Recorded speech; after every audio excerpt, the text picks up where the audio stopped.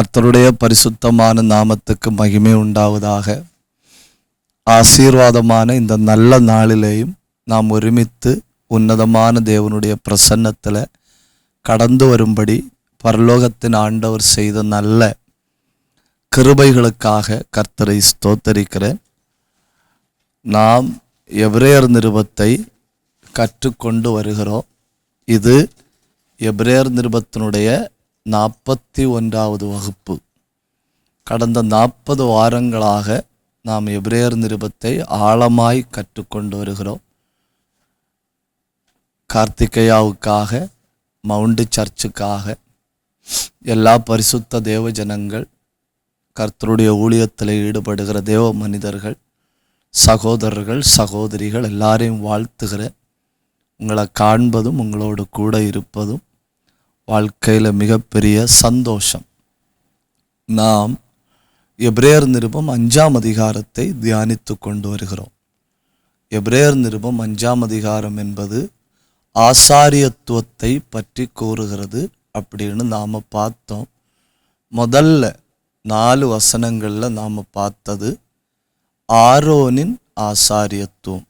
தயவு செஞ்சு இதை சொல்லும்போது நீங்கள் ஒரு காரியத்தை புரிந்து கொள்ளணும்.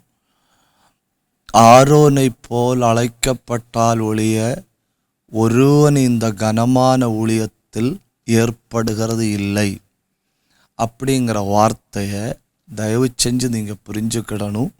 அப்படிங்கிற வசனத்தை புதிய ஏற்பாட்டு ஊழியத்துக்காக பயன்படுத்த முடியாது.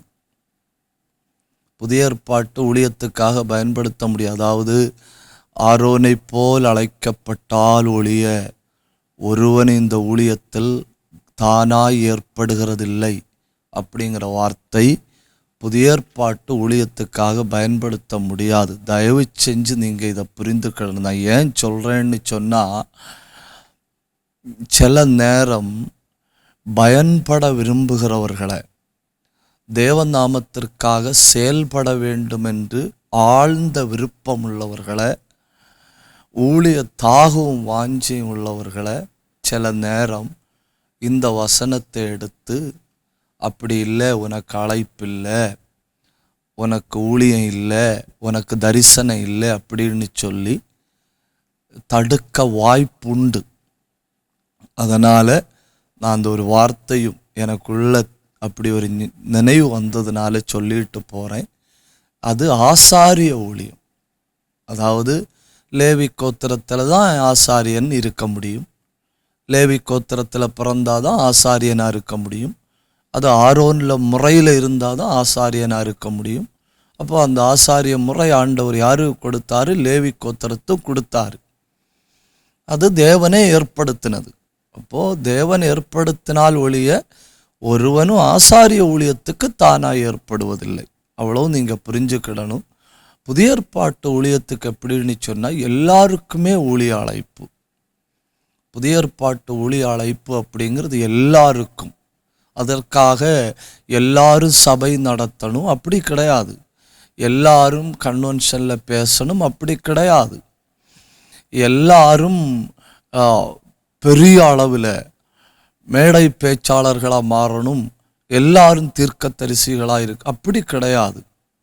ஏதாவது ஒரு விதத்தில் இப்போது இந்த பப்ளிக் ஃபிகர் அப்படின்னு சொல்லி ஒன்று உண்டு இல்லையா? பல நேரம் இதுலையாக்கு நம்ம தப்பு பண்ணுறதே. பல ஆட்களும் ஊழியன்னு சொன்னாலே என்ன நினைக்கிறாங்கன்னா, பப்ளிக் ஃபிகர், நான் மிகப்பெரிய ஒரு சபையின் போதகராக இருக்கணும், நான் அறியப்பட்ட ஒரு சுவிசேஷ பிரசங்கியாராக இருக்கணும், 4 பேர் என்ன புகழ். அப்படி கிடையாது. அது ஒரு தவறான எண்ணம். ஏன்னா ஊழியத்தின் அங்கீகாரத்தை கொடுப்பதும் ஊழியம் அங்கீகரிக்கப்படவில்லை என்னும் நிர்ணயிப்பது ஆண்டவராகும். நிர்ணயிப்பது ஆண்டவர். இப்போது பப்ளிக் என்ன ஃபோக்கஸ் பண்ணணும் அப்படிங்கிறதற்காக நான் வாயில் வந்ததெல்லாம் சொல்லி நான் பப்ளிக்கினுடைய ஃபோக்கஸ் ஃபிகர் ஆகும்போ ஒருவேளை ஆண்டவர் என்ன நான் உன்னை அறியேன்னு சொல்ல வாய்ப்புண்டு. அதே நேரத்தில் வெளியில் யாருக்கும் தெரியாமல் முழங்காலில் நின்று ஜெபம் பண்ணி உத்தமத்தோட தேவநாமத்துக்காக பிரயோஜனப்படுகிறவர்களை வெளியில் யாருக்கும் தெரியாது. ஆண்டவர் சொல்லுவார், நான் உன்னை அறிவேன். அது நீங்கள் தயவு செஞ்சு ஞாபகத்தில் வைக்கணும். அப்போது புதிய ஏற்பாட்டில் ஊழிய அழைப்பு அப்படிங்கிறது எல்லாருக்கும். அடுத்து இப்படி தான் பயன்படணும்னு இல்லை, ஏதாவது ஒரு விதத்தில் பயன்படணும்.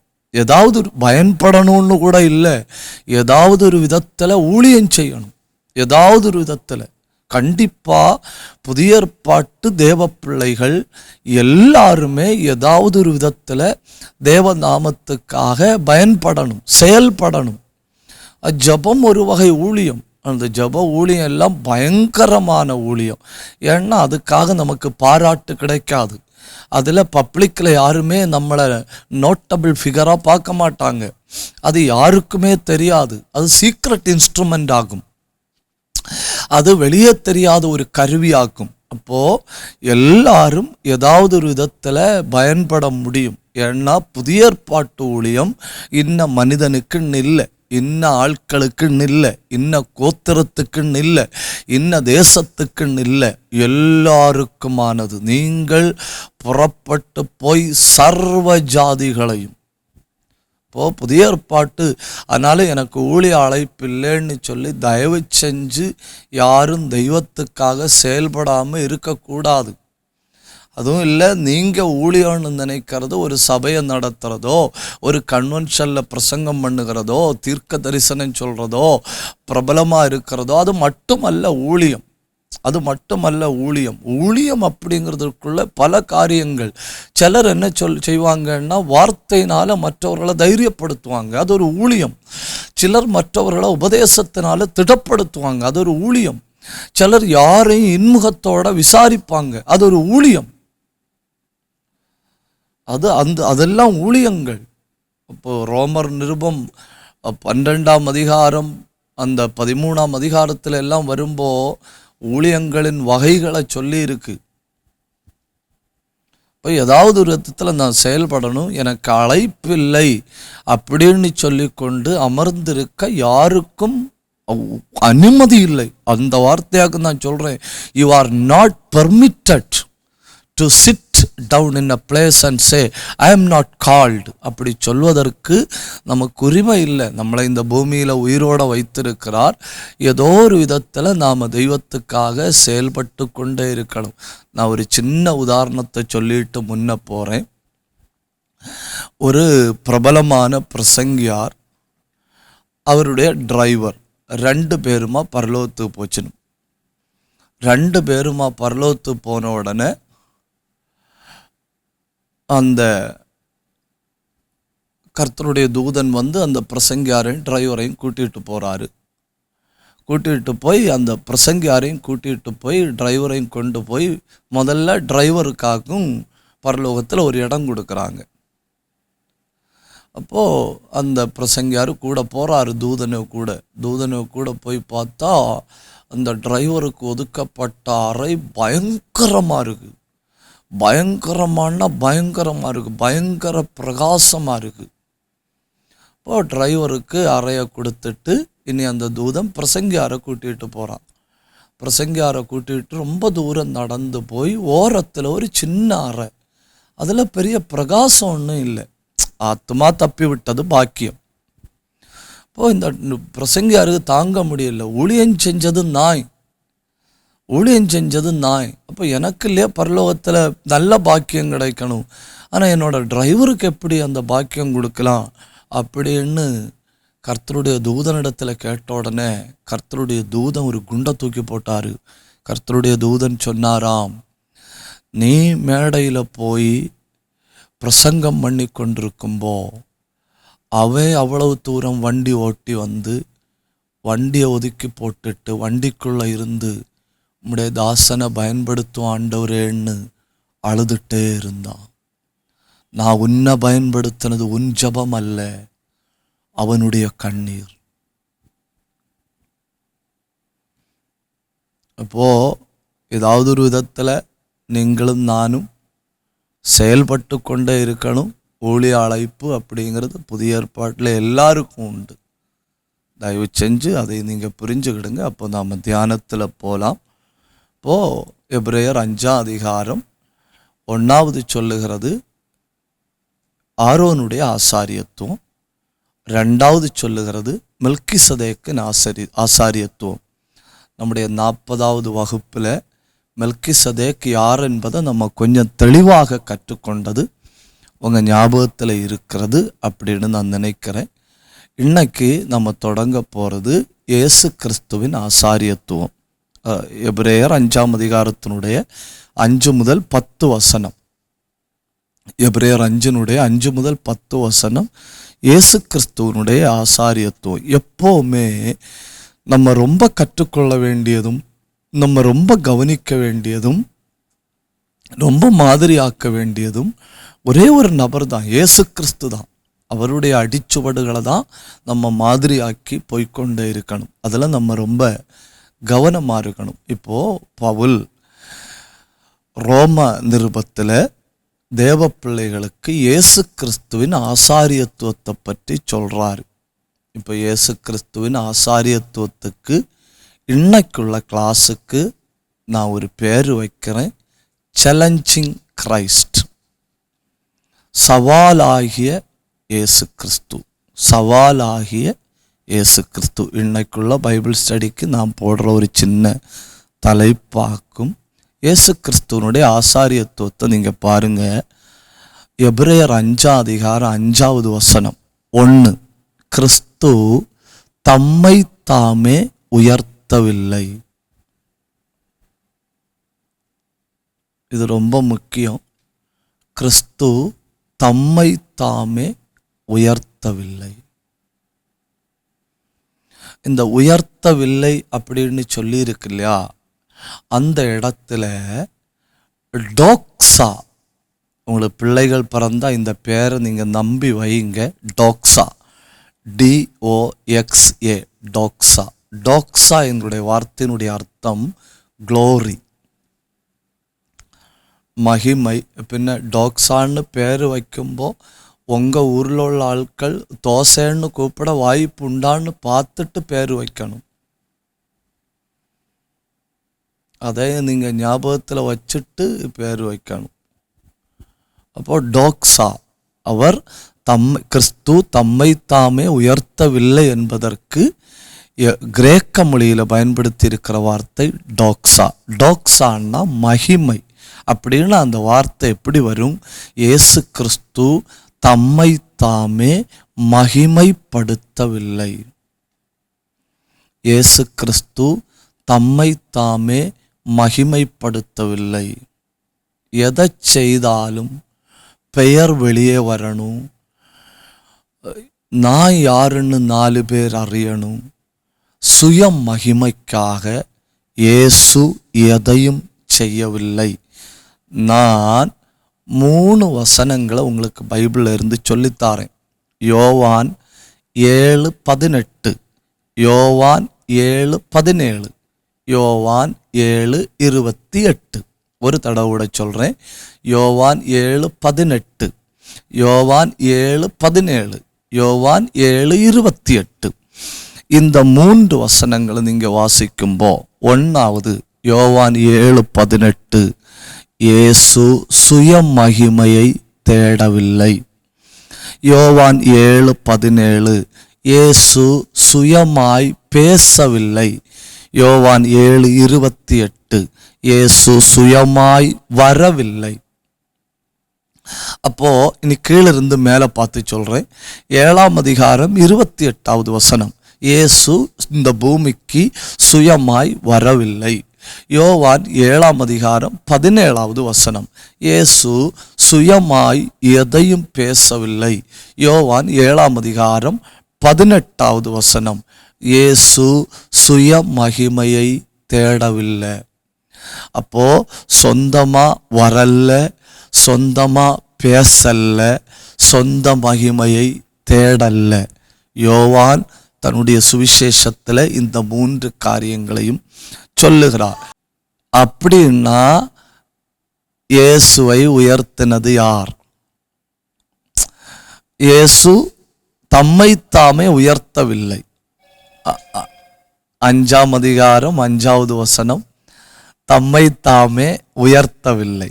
அப்போ சுயமா பேசல, சுயமா வரல, தன் மகிமையை தேடல.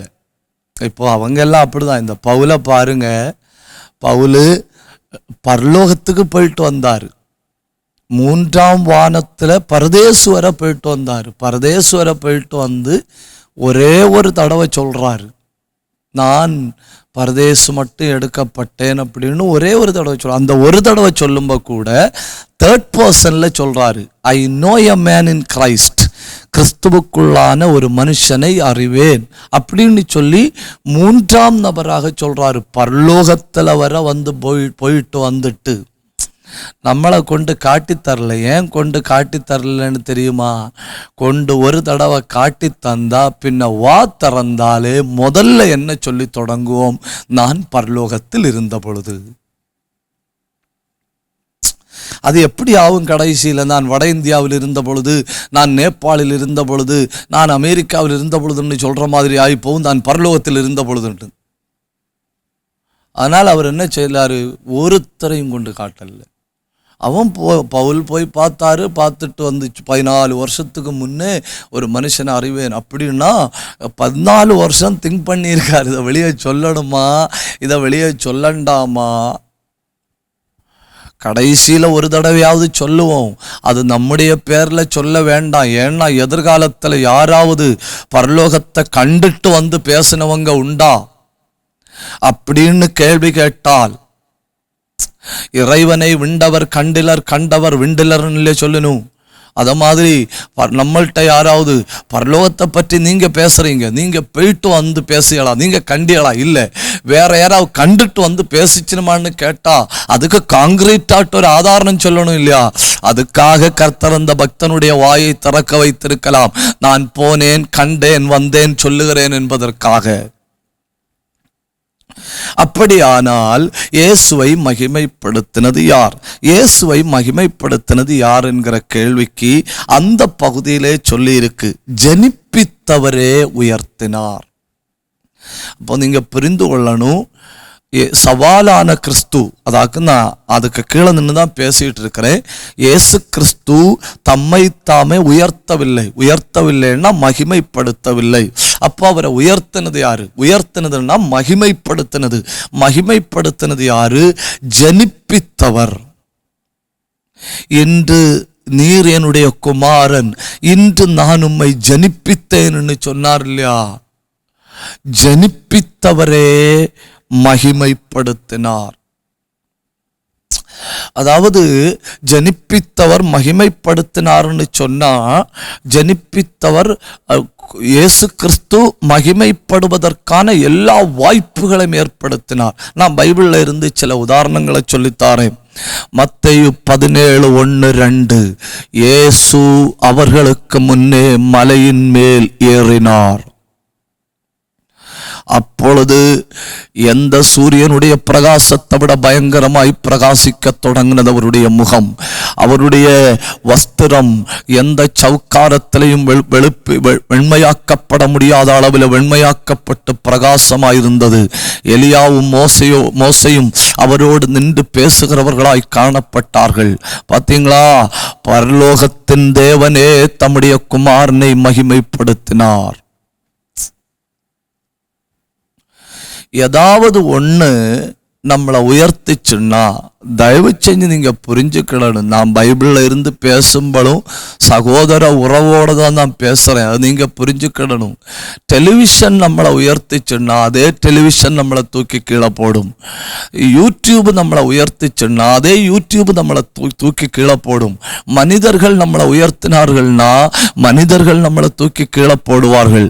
எது இந்த உலகத்தில் உள்ள எது நம்மளை உயர்த்தினாலும் அது நம்மை தூக்கி கீழே போடும். பிரைஸ் தி லார்ட் அப்படிங்கிற ஒரு டெலிவிஷன் சேனல், PTL, உலகம் முழுக்க அறியப்பட்ட டெலிவிஷன் சேனல். அந்த டெலிவிஷன் சேனல்ல உலகத்தின் எங்கேயோ ஒரு இடத்துல கிடந்த ஒரு மனுஷன் உலகம் எங்கும் அறியப்பட்டவராய் மாறினார். உலகம் எங்கும் அறியப்பட்டவராய் மாறினார். கடைசியில அந்த டெலிவிஷன் சேனல் தான் அவர் ஜெயிலில் போவதற்கும் காரணமாயிருந்தது. அதனால நம்ம புரிந்து கொள்ளணும், எப்போவுமே மனிதன் என்னை மகிமைப்படுத்தவும் தேவையில்லை, மனுஷன் என்னை உயர்த்தவும் தேவையில்லை, மனுஷன் என்னை கனம் பண்ணவும் தேவையில்லை. என்னை ஜனிப்பித்தவர் என்னை உயர்த்துவார். அதற்காக ஆண்டவர் வைத்திருக்கிற சில பகுதிகளை நீங்க பாருங்க, ரூட்டை பாருங்க, பயங்கரமா இருக்கும்.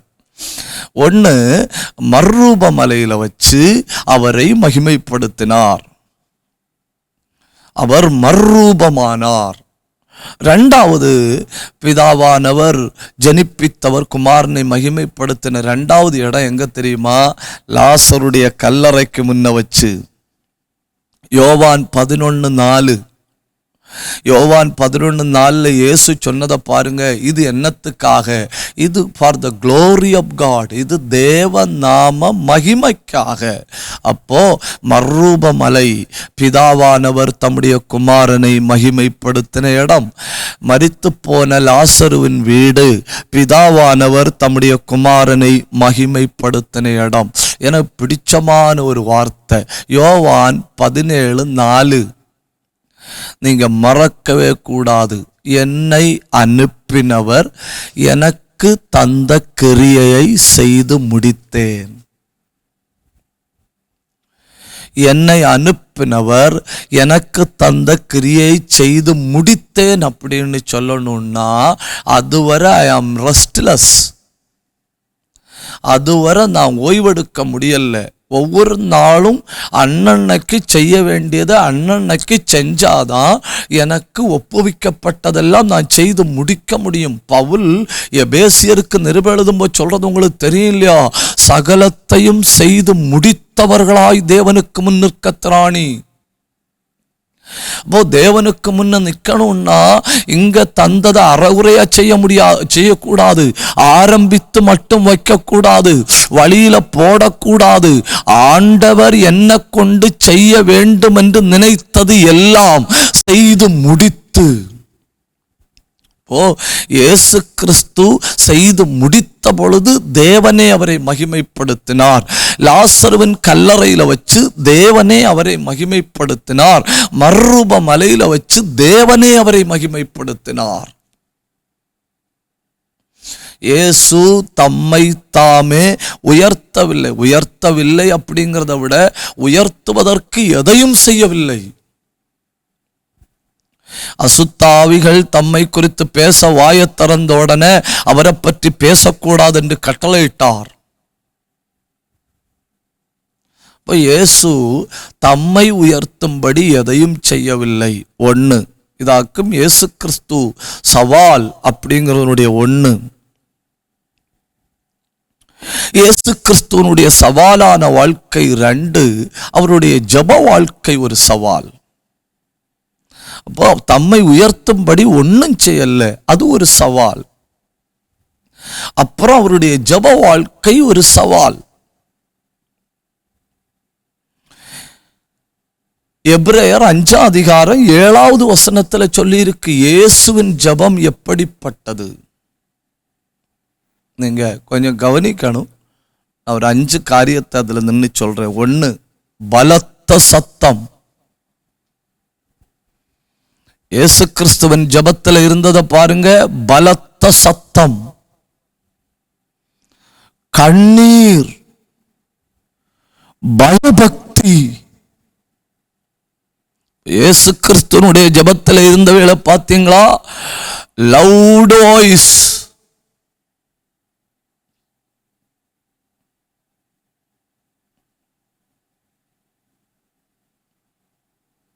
பலத்த சத்தம்.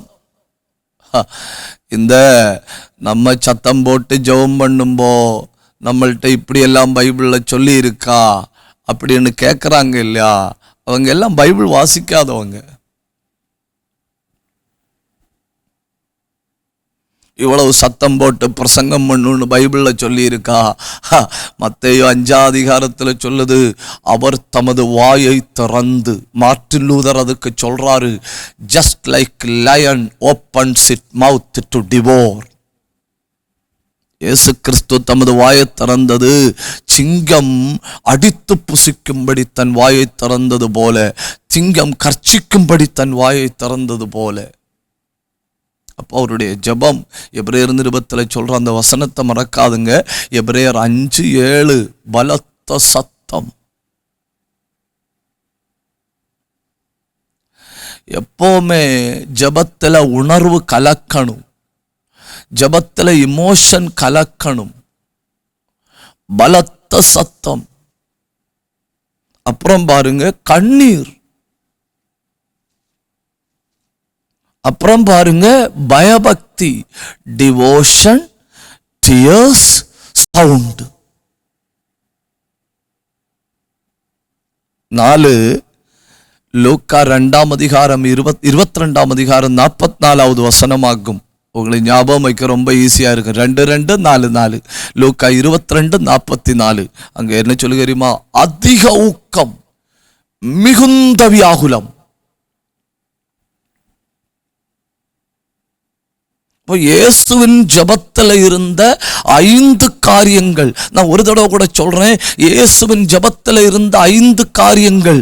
நம்பர் 1 பலத்த சத்தத்தோடு, 2 கண்ணீரோடு, 3 பயபக்தியோடு, 4 அதிக ஊக்கத்தோடு, 5 மிகுந்த வியாகுலத்தோடு. இத ஒரு வார்த்தையில சொல்லி முடிக்கன்னா எப்படி சொல்லி முடிக்க? இப்படி சொல்லி முடிக்கலாம் இல்லையா? Entire organs joins in prayer. சரீரத்தின் எல்லா அவயவங்களும் ஜெபத்தில் செயல்படுகிறது. சரீரத்தின் எல்லா அவயவங்களும் ஜெபத்தில் செயல்படுகிறது. பலத்த சத்தம், கண்ணீர், பயபக்தி, அதிக ஊக்கம், மிகுந்த வியாகுலம். இந்த 5ம் இயேசு கிறிஸ்துவின் ஜெபம். அது நமக்கு முன் வைக்கப்படுகிற சவால்.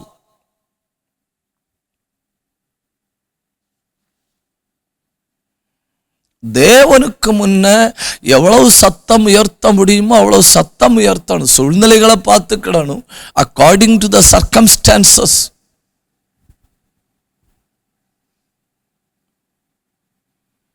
ஏன்னா வாக்குல வல்லமைய தந்திருக்கிறார் ஆண்டவர்.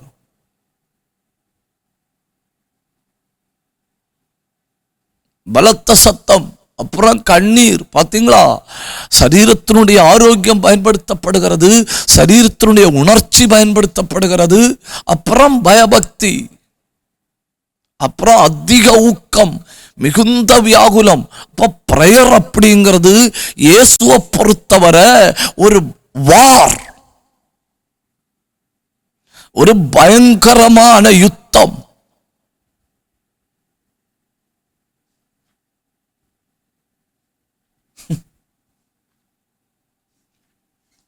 இன்னைக்குள்ள பிரச்சனை என்ன தெரியுமா? நம்ம ஜெபத்துல கவர்ச்சி இருக்கான்னு பார்க்கிறோம், நல்ல மொழிப்புலமை இருக்கான்னு பார்க்கிறோம்.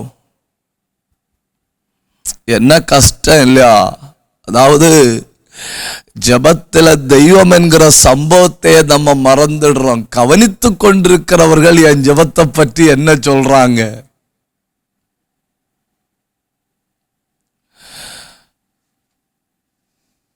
தெய்வத்துக்கு ஜெபத்துக்கு தேவை லாங்குவேஜ் ஃப்ளூவன்சி அல்ல. தெய்வத்துக்கு ஜெபத்துக்கு தேவை வேர்ட்ஸ் வித்தவுட் கிராமட்டிக்கல் எரர் இல்ல. ஆண்டவருடைய சமூகத்தில் ஜெபிப்பதற்கு மொழி புலமையோ வார்த்தை தெளிவோ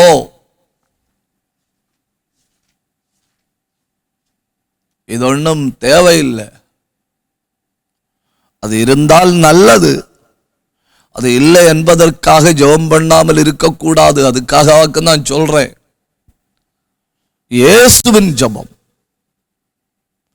மிகுந்த சத்தம், கண்ணீர், பயபக்தி, அதிக ஊக்கம், மிகுந்த வியாகுலம். கொஞ்சம் ஒரு வார்த்தையில சொல்லணும்னா ஹிஸ் என்டையர் பீயிங், அவருடைய சரீரத்தின் எல்லா அமைப்புகளும் ஜெபத்தில் இணைகிறது. அருமை தேவ பிள்ளைகளே, what is prayer? Every entire being of my body joined together focusing on God is called prayer. ஜெபம்னா என்ன? என்னுடைய சரீரத்தின் எல்லா பகுதிகளும், என் சரீரத்தின் மொத்த அமைப்புகளும் பரலோகத்தின் தேவனை நோக்கி மையம் கொள்வது. அதுல எனக்கு ஒரு மனம் வரல, ஒரு சிந்தை வரலன்னு சொல்றதுக்கு வாய்ப்பே இல்லை. பாத்தீங்களா?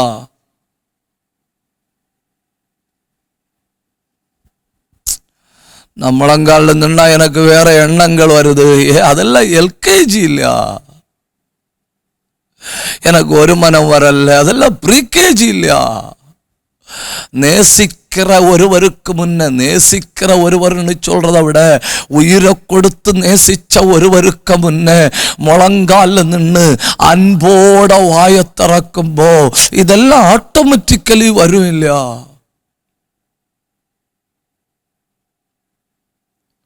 இயேசுவின் ஜெபம் நமக்கு சவால். இயேசுவின் முதல் சவால், he did not glorify himself. அவர் தம்முடைய மகிமையை தேடவில்லை, அவர் தம்மைத்தாமே உயர்த்தவில்லை. அது நமக்கு முன் வைக்கப்படுகிற ஒரு சவால். இயேசுவிடத்திலிருந்து நமக்கு வைக்கப்படுகிற இரண்டாவது சவால் அவருடைய ஜெபம். His prayer is a challenge. மூணாவது இயேசு கிறிஸ்து நமக்கு முன் வைக்கிற சவால் என்ன தெரியுமா? பட்ட பாடுகள்.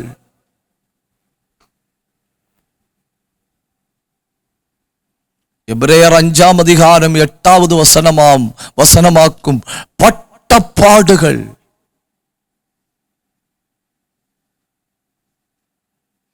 அதாவது எவ்வளவு பாடுபட்டார் அப்படிங்கிறத நீங்கள் அறிந்து கொள்ள வேண்டும் என்று சொன்னால், உலகத்திலுள்ள ஒரு மிகப்பெரிய ஜெயில கிடக்கிற கிரிமினல் விடுதலை அடைஞ்சு வெளியே போனாலும் பரவாயில்லை, இயேசு கிறிஸ்து கொல்லப்பட்டாகணும் என்கிற ஒரே நோக்கத்தோடு நின்று போராடினார்கள். அவருடைய பாடுகள் நமக்கு ஒரு சவால் தானே இல்லையா? நான் பைபிள்ல இருந்து ஒரு 6 வசனங்களை உங்களுக்கு சொல்றேன், நீங்க கவனிக்கணும். ஏன்னா வேதனைப்பட்ட ஒரு ஆளுக்கு தான் இன்னொரு ஆளுடைய வேதனை தெரியும். பாடுபட்ட ஒரு ஆளுக்கு தான் இன்னொரு ஆளுடைய பாடு தெரியும்.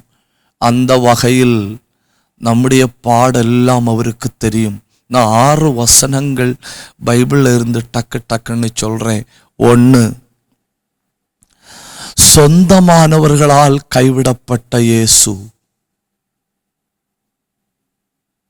யோவான் 1ஆம் அதிகாரம் 11வது வசனத்தை பார்த்தீங்களா? அவர் சொந்தமானவரிடத்தில் வந்தார், அவர்கள் அவரை ஏற்றுக்கொள்ளவில்லை.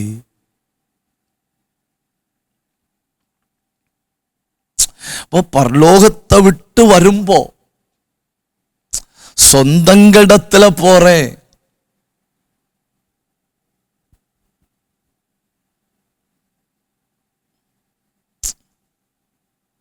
ஒரு உங்களுக்கு புரிந்து கொள்ளத்தக்க ஒரு உதாரணம். இந்த உதாரணத்தை தான் பயன்படுத்தலாமான்னு எனக்கு தெரியல. இங்க இருந்து சில நேரம் போதகர்கள் வெளிநாட்டுக்கு போவாங்க. சில நேரம், எல்லா நேரம் அப்படி இல்லை, எல்லாருக்கும் அப்படி இல்லை. யாரோ ஒரு ஆள் அங்க இருந்து கூப்பிடுவாங்க, வாங்க இங்க 1 மாசம் இருந்து ஊழியம் செஞ்சுட்டு போலாம் அப்படின்னு சொல்லி கூப்பிடுவாங்க. இவங்க விசா எடுத்து அங்க போவாங்க. இப்போ அந்த கூப்பிட்ட ஆள் என்ன பண்ணணும்? இந்த பாஸ்டரை ஏர்போர்ட்ல இருந்து கூட்டிட்டு போய் எங்கேயாவது ஒரு இடத்துல தங்க வைக்கணும், இல்லை அதற்கான ஏற்பாடை செஞ்சு கொடுக்கணும். ஏன்னா இவர் இங்க இருந்து போகும்போ இவருக்குள்ள ஒரே நம்பிக்கை அங்க இருக்கிற அந்த ஆள். இப்போ இவர் இங்க இருந்து போனாரு, உதாரணத்துக்கு ஏர்போர்ட்ல போய் உட்கார்ந்துருக்கிறாரு.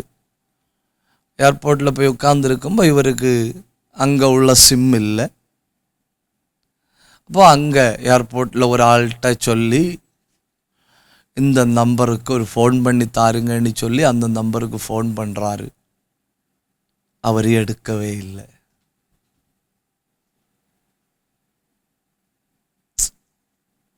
ஒரு ஆளை நம்பி போய் கைவிடப்படும்போது அதனுடைய வேதனை.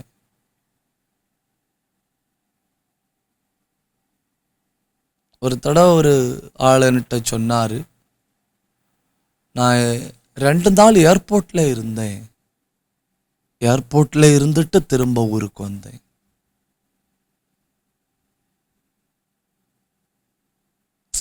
யாரையோ ஒரு ஆளை நம்பும்போ உள்ள பிரச்சனை.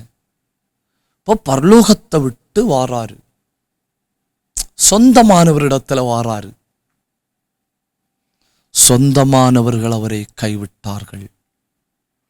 இப்போ சொந்தங்களால் கைவிடப்படுகிற வலி அவருக்கு தெரியும். 2 லூக்கா 2ஆம் அதிகாரம் 44வது வசனம்.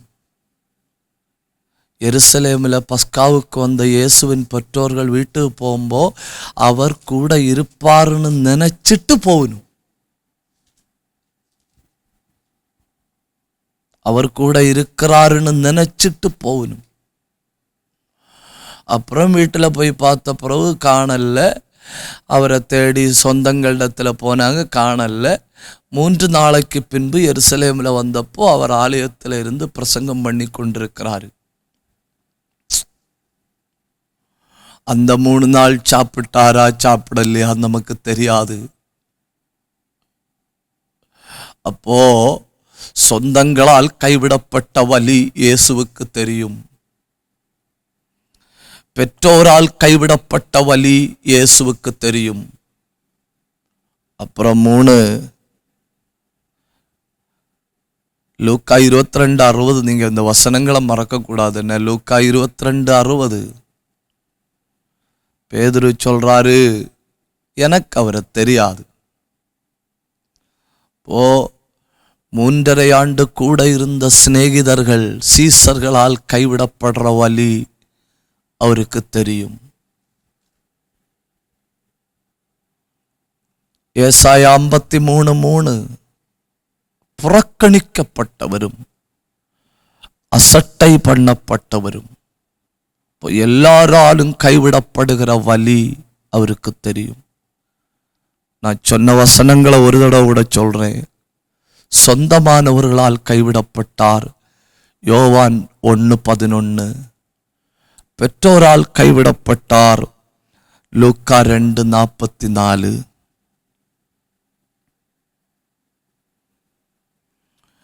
பேதுருவால் கைவிடப்பட்டார், லூக்கா 22:60. எல்லாராலும் கைவிடப்பட்டார், ஏசாயா 53:3. அடுத்து ரொம்ப முக்கியம், நான் 4 சொன்னேன். 1 சொந்தமானவர்கள், 2 பெற்றோர், 3 சிநேகிதர் அளவில் உயர்ந்து வந்த சீசன், 4 எல்லாராலும். நடக்க முடியாத, நடக்க வாய்ப்பில்லாத ஒரு நிகழ்ச்சி நடந்தது தெரியுமா உங்களுக்கு? மத்தேயு 27:66. என் தேவனே, என் தேவனே, ஏன் என்னை கைவிட்டீர்?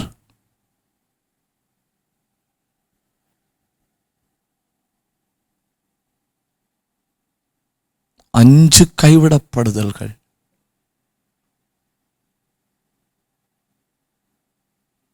உங்க இருதயத்தில் ஆழமாய் விழட்டும்.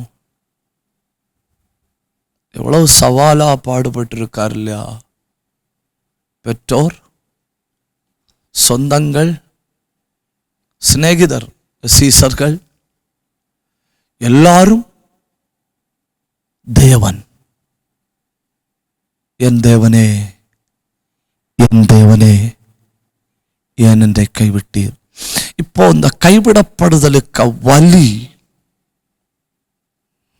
என்னன்னு மொத்தமா அறிஞ்சதுனால யோவான் 14:18 என்ன சொன்னார் தெரியுமா? நான் உங்களை ஒரு பொழுதும் திக்கற்றவர்களாய் விடேன்.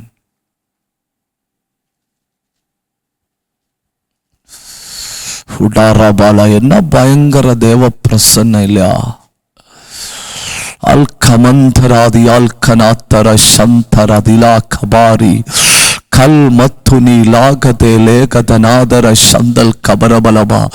இதை கேட்டுக்கொண்டிருக்கிற யாரோடோ கர்த்தர் தெளிவாய் இடைபடுகிறார். இதை கேட்டுக்கொண்டிருக்கிற யாரையோ ஆவியானவர் தொடுகிறார். இதை கேட்டுக்கொண்டிருக்கிற யாரையோ தெய்வ பிரசன்னம் பயங்கரமாய் பலப்படுத்துகிறது. உட்டகட்டகட்டகல் கதனகட்டகல் கமனகதுனி அந்தல் கமா ராகதன ரீகதன கமகத்தனாதியா ரேந்தல் பிரௌடம் ரிபம் கமம் கதானி அந்தல் கபரபலப சத்தரபலபரபலபா ரேந்தல் கபரபலப. சவாலான கிறிஸ்து இந்த மாலையில நான் சொல்றேன், சேலஞ்சிங் கிரைஸ்ட். சவாலான கிறிஸ்து, அவருடைய ஜெபம் நமக்கு ஒரு சவால், அவருடைய பாடு நமக்கு ஒரு சவால். அவர் தன்னுடைய உயர்வை தேடவில்லை, அது நமக்கு ஒரு சவால். அதனால கைவிடப்பட வாய்ப்புண்டோன்னு மனசுல நினைத்து கொண்டிருக்கிற சீசர்ல பார்த்து சொன்னாரு, நான் உங்களை ஒரு பொழுதும் திக்கற்றவர்களாய் விடேன். நான் உங்களிடத்தில் வருவேன். நான் போன பின்பு தேற்றவாளனாகிய பரிசுத்த ஆவியை உங்களுக்கு தருவேன்.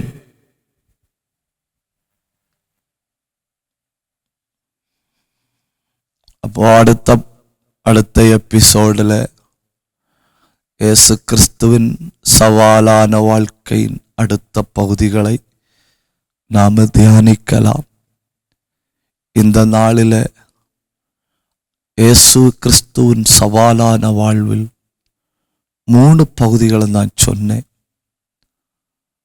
1, அவர் தம்முடைய மகிமையை தேடவில்லை, அவர் தம்மை தாமே உயர்த்தவில்லை, ஜனிப்பித்தவரே உயர்த்தினார்.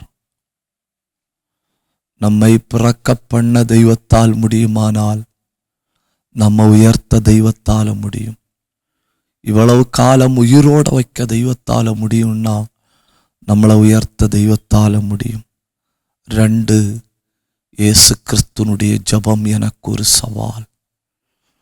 பலத்த சத்தம், கண்ணீர், பயபக்தி, மிகுந்த வியாகுலம், அதிக ஊக்கத்தோடு ஜெபம் பண்ணினார்.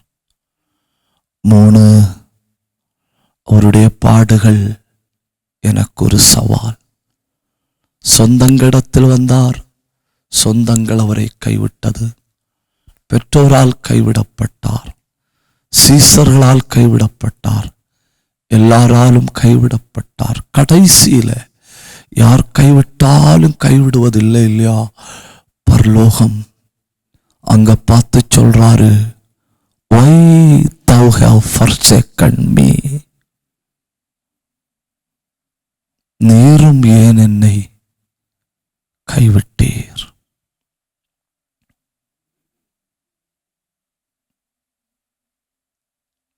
அவர் நமக்கு சொன்ன வார்த்தை, நான் உங்களை ஒரு பொழுதும் திக்கற்றவர்களாய் விடேன். இந்த பைபிள் ஸ்டடி நம்மளை உடைக்கணும். இந்த பைபிள் ஸ்டடி நம்மளை உருவாக்கணும். இந்த பைபிள் ஸ்டடி நம்முடைய உள்ளான மனுஷன்ல இறங்கணும். நம்ம ஒப்பு கொடுக்கலாம், ஜெபிக்கலாம். கிருபையுள்ள நல்ல தகப்பனே, நல்ல மாலை வேளைக்காய் உமக்கு நன்றி. கொஞ்ச நேரம் உம்முடைய பாதத்தில் அமர்ந்திருந்து உம்முடைய திருவசனங்களை தியானிக்க தந்த கிருபைக்காய் நன்றி. மவுண்ட் சர்ச்சுக்காய், கார்த்திகையாவுக்காய், எல்லா தேவ பிள்ளைகளுக்காய் ஜெபிக்கிறோம். நாங்கள் கேட்கிற வசனங்கள் எங்கள் உள்ளான மனுஷன்ல மிகவும் பிரயோஜனம் உள்ளதாய் மாறணும். எங்கள் உள்ளான மனுஷனை வார்த்தைகள் பலப்படுத்தணும். கார்த்திகையா போகிற இடங்களில் எல்லாம் உம்முடைய கரம் கூட இருந்து உம்முடைய தாசனை வல்லமையாய் பயன்படுத்துவதாக. உம்முடைய தாசனோடு உம்முடைய கரம் இருப்பதாக. போகிற இடமெல்லாம் ஒரு முகாந்தரத்தோடு அனுப்புவீராக. ஆண்டவரே, குடும்பத்தையும் ஊழியங்களையும் கூட செயல்படுகிறவர்களையும் கர்த்தர் பாதுகாத்து கொள்ளணும். நாங்கள் எங்கிருந்தாலும் உம்முடைய நாமத்தின் மகிமைக்காய் செயல்பட கிருபை தாரும். எங்கள் ஆவி, ஆத்துமா, சரீரம், இருதயம், சிந்தை, எண்ணங்கள் எல்லாம் உம்முடைய சமூகத்தில் பிரீதியா இருக்கட்டும். தாழ்த்துகிறோம். ஜெபத்தை கேட்டபடியால் உமக்கு நன்றி செலுத்தி இயேசு நாமத்தில் ஜெபிக்கிறோம் நல்ல பிதாவே. ஆமேன், ஆமேன், ஆம்.